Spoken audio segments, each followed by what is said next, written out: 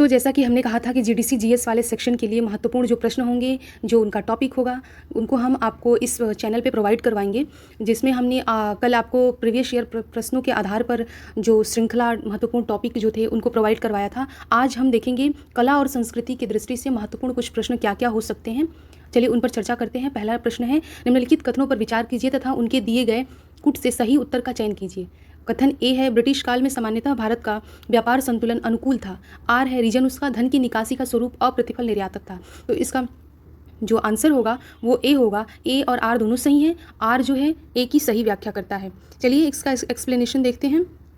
व्याख्या में है कि ब्रिटिश काल में सामान्यतः भारत का व्यापार संतुलन अनुकूल था, किंतु धन की निकासी के कारण भारत को इसका कोई लाभ नहीं मिल पाया। इसके विपरीत भारतीय अर्थव्यवस्था औपनिवेशिक अर्थव्यवस्था में परिवर्तित हो गई थी। धन के बहिर्गमन से तात्पर्य उन समस्त भुगतानों से है जिनके तहत भारत की संपत्ति और संसाधनों का एक भाग जो ब्रिटेन में भेजा जा रहा था, जिसके प्रतिफल में भारत का कोई आर्थिक या भौतिक लाभ प्राप्त नहीं होता था। दादाभाई नौरोजी ने भारत के बहिर्गमन को अनिष्टों का अनिष्ट कहा है। अतः उपर्युक्त व्याख्या के अध्ययन के बाद निष्कर्षतः कहा जा सकता है कि प्रश्न में कथन व कारण दोनों सही हैं और कारण जो है कथन की सही व्याख्या करता है। नेक्स्ट प्रश्न हमारा है, ऋग्वेद में सही कई परिच्छेदों में प्रयुक्त अघन्य शब्द संदर्भित है किससे? गाय के लिए। अघन्य शब्द जो है, अघन्य मतलब जिसका वध न किया जाए, अवध्य जिसको अघन्य जो कहते हैं, गाय के लिए महत्वपूर्ण रूप से आया है। आप जानते होंगे कि वैदिक कालीन अर्थव्यवस्था का मुख्य आधार में से एक गाय थी। गायों को लेकर के बहुत विस्तार में ऋग्वेद, सामवेद, अथर्ववेद, यजुर्वेद, ये कई सारे खंडों में चर्चा की गई है और उसके महत्व को आप यहाँ से देख सकते हैं। तो चलिए हम व्याख्या देखते हैं। सबसे प्राचीन तथा प्रथम ऋग्वेद है, जिसमें मंत्रों की संख्या 10,000 से अधिक है। ऋग्वेद में अघन्य शब्द का प्रयोग गाय के लिए किया गया है, जिसका अर्थ है न मारे जाने योग्य पशु। गाय की हत्या करने वाले या उसे घायल करने वालों के लिए वेदों में मृत्यु दंड है अथवा देश से निकाले जाने की व्यवस्था है। पहाड़ी नामक व्यापारी पशुओं की चोरी के लिए कुख्यात थे। पहाड़ी शब्द जैसे जनपद शब्द आता था, ग्रामीणी शब्द आता था, तो इस तरह के शब्दों की जो व्याख्या हो सकती है उसको थोड़ा सा आप लोग देखेंगे। अगर आपका सुझाव होगा तो हम उन शब्दों की एक कहेंगे तो सारणी प्रोवाइड कर देंगे आपको, जिसमें शब्द होंगे और शब्द के बगल में उसका अर्थ क्या था, ये सब आपको आसानी से मिल जाएगा। नेक्स्ट क्वेश्चन हम देखते हैं, निम्नलिखित में से किस शैलकृत गुफा में 11 सिरों के बोधिसत्व का अंकन मिलता है? आंसर आपका होगा कन्हेरी। अजंता, एलोरा या जितनी महत्वपूर्ण जो इंस्क्रिप्शंस हैं या शैलकृत गुफा हैं, इनके बारे में आप थोड़ा बहुत जानकारी रखिएगा, क्योंकि कला और संस्कृति की दृष्टि से ये महत्वपूर्ण होते हैं। और चाहे हायर का एग्ज़ाम हो, चाहे जीडीसी हो, चाहे लोक सेवा आयोग का कोई भी प्रश्न हो, उस हर प्रश्न पत्र में एक जो प्रश्न होंगे वो गुफाओं से या इंस्क्रिप्शन से ज़रूर मिलते हैं। तो चलिए एक्सप्लेनेशन हम देखते हैं। महाराष्ट्र में स्थित कन्हेरी नामक स्थान पर लगभग 109 गुफाएं मिलती हैं। ये गुफाएं संजय गांधी राष्ट्रीय उद्यान के परिसर में स्थित हैं। संख्या 41 में 11 सिरों के बोधिसत्व का अंकन मिलता है। अजंता महाराष्ट्र में औरंगाबाद के निकट चट्टानों को काटकर निर्मित की गई गुफाओं की श्रृंखला है। इसमें 29 गुफाएं हैं। एलोरा की गुफाएं महाराष्ट्र के औरंगाबाद जिले में बेरूल नामक स्थान पर है, जिसमें 34 शैलकृत गुफाएं अपनाई गई हैं। इनमें से 1 से 12 तक बौद्धों की, 13 से 29 तक हिंदुओं की और 30 से 34 तक जैनों की गुफाएं हैं। कार्ले महाराष्ट्र के भोरघाट क्षेत्र में स्थित है तथा यह स्थल बौद्ध धर्म और कला से संबंधित है। चैत्य विशिष्ट होने के कारण इसे महाचैत्य भी कहा जाता है। नेक्स्ट क्वेश्चन पे हम जाएंगे। नेक्स्ट क्वेश्चन है हमारा क्वेश्चन नंबर 4। इसमें कहा गया है, निम्नलिखित कथनों पर विचार कीजिए। पश्चिमी गोदावरी जिले के गुंटूपल्ली में प्रारंभिक चैत्य गृह और विहार चट्टानों को काटकर बनाए गए हैं। दूसरा क्वेश्चन उसका वाक्य है, पूर्वी दक्कन के चैत्य और विहार साधारणतः चट्टानों को काटकर बनाए गए हैं। तो इसमें आंसर होगा 1 और 2 दोनों सही है। पश्चिमी गोदावरी जिले के गुंटूपल्ली में प्रारंभिक चैत्य गृह और विहार चट्टानों को काटकर बनाए गए हैं। मुख्य रूप से आपको ध्यान भी होगा कि विहार जो थे और चैत्य जो थे वो बौद्ध काल में बनाए जाते थे और जैनियों के, बौद्धों के द्वारा।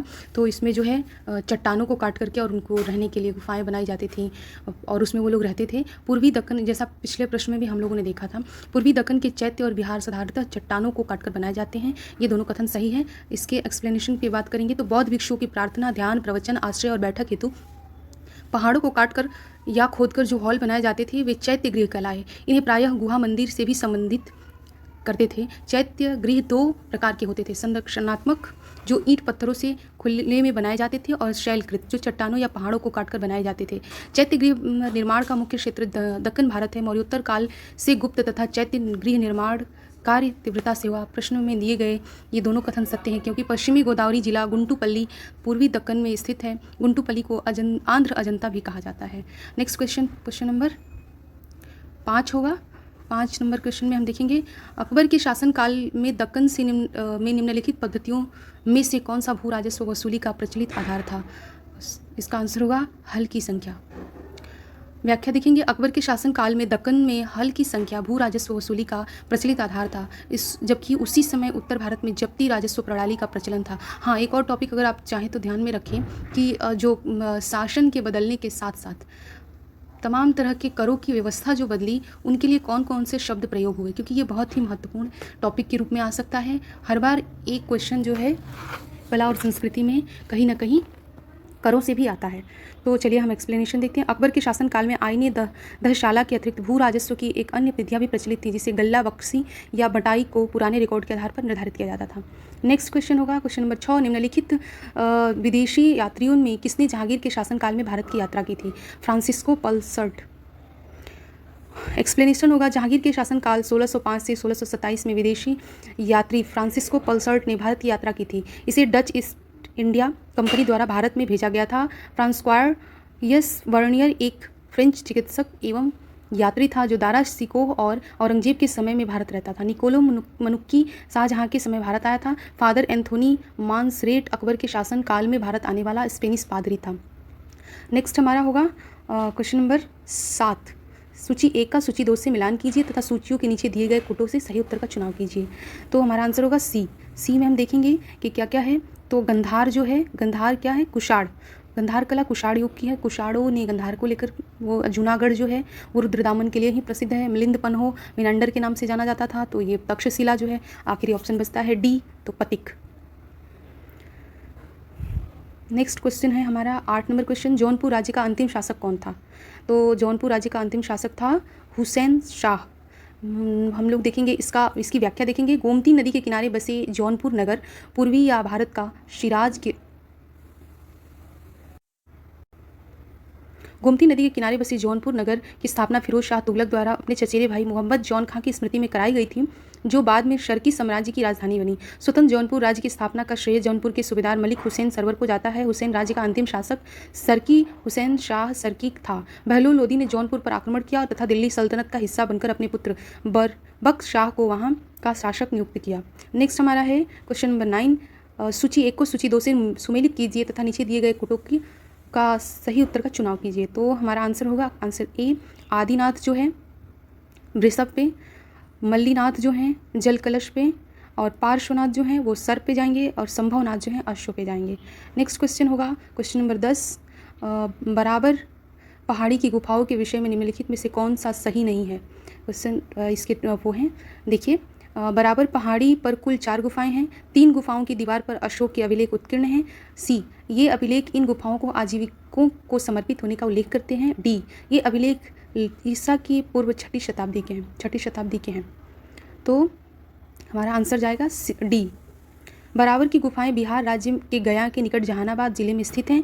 इन गुफाओं में 4 गुफाएं शामिल हैं, लोमस ऋषि गुफा, सुदामा गुफा, कर्ण चौपर और विश्व झोपड़ी। इनमें से 3 गुफाओं की दीवार पर अशोक के अभिलेख उत्कीर्ण हैं। इनमें अशोक द्वारा आजीवक संप्रदाय के साधुओं का निवास के लिए गुफा दान में दिए जाने का विवरण है। ये गुफाएं चट्टानों को काटकर बनाई गई हैं। इन गुफाओं में उत्कीर्ण अभिलेख 3री सदी के ईस्वी पूर्व से संबंधित है। अतः विकल्प डी सही नहीं होगा, क्योंकि अशोक का शासनकाल भी तो बाद में आया, 6वीं शताब्दी के आसपास तो शासन ही नहीं था, तो वो दान में कैसे देगा इन गुफाओं को। Next question number 11। 6वीं शताब्दी ईस्वी पूर्व का मत्स्य महाजनपद स्थित था। मत्स्य महाजनपद 16 महाजनपदों के बारे में आपको एक बार देख लेना है, क्योंकि एक क्वेश्चन हो सकता है कि वहाँ से आ जाए। बहुत डीप में प्राचीन काल और मध्यकालीन इतिहास से तो नहीं पूछेगा, आधुनिक इतिहास से डीप में जाने की संभावना है, लेकिन कला और संस्कृति से कहीं से भी पूछ सकता है, इसकी पूरे चांस हैं। तो आपको देखना होगा कि कला और संस्कृति की दृष्टि से महत्वपूर्ण जो बिंदु हैं वो प्राचीन और मध्यकालीन इतिहास में कहाँ मार्क होते हैं। तो ठीक है, हम लोग देखेंगे आंसर इसका आंसर होगा राजस्थान में मत्स्य जनपद, कुरु जनपद, ये जो हैं उधरी के क्षेत्र में आते हैं। तो 6वीं शताब्दी में ईस्वी पूर्व में महाजनपदों की कुल संख्या 16 थी।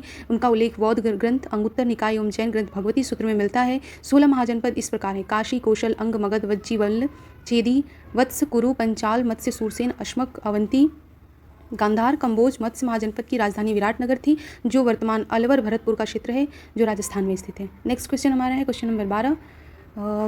1303 में काकतीय शासकों के लेखक की सेना ने निम्नलिखित में से किसकी सेना को वारंगल में परास्त किया था? क्वेश्चन का आंसर होगा सी, अलाउद्दीन खिलजी। 1303 में काकतीय शासक प्रताप रुद्रदेव की सेना ने अलाउद्दीन खिलजी को वारंगल में परास्त किया था। नेक्स्ट हमारा क्वेश्चन है, ये हमारी श्रृंखला दूसरी पुस्तक से ली गई है, तो फिर अभी ये क्वेश्चन हम लोग करेंगे क्वेश्चन नंबर 1 उसी श्रृंखला में दूसरे चैप्टर से, मतलब दूसरी पुस्तक से ली गई है। निम्नलिखित युग्मों में से कौन सुमेलित नहीं है? तो आंसर होगा रसखान, सी रसिक प्रिया। रसिक प्रिया जो है केशव दास की रचना है, न कि रसखान की रचना है। बाकी ध्रुवदास का भगत नामावली, नभादास का भक्तमाल, उस्मान की चित्रावली से आप परिचित ही होंगे। नेक्स्ट क्वेश्चन हमारा क्वेश्चन नंबर 2, निम्नलिखित में से किन स्थानों से मध्य पाषाण काल में पशुपालन के प्रमाण मिले हैं? सी बागोर से। बागोर राजस्थान के भीलवाड़ा जिले में कोठारी नदी के तट पर स्थित है। यह एक आवास स्थल है। मध्य पाषाण काल में बागोरा से पशुपालन के साक्ष्य प्राप्त हुए हैं। बागोरा में फूस के वातरोधी पर्दे भी बनाए जाने का आभास होता है। बोरी महाराष्ट्र में स्थित बोरी के अध्ययन के आधार पर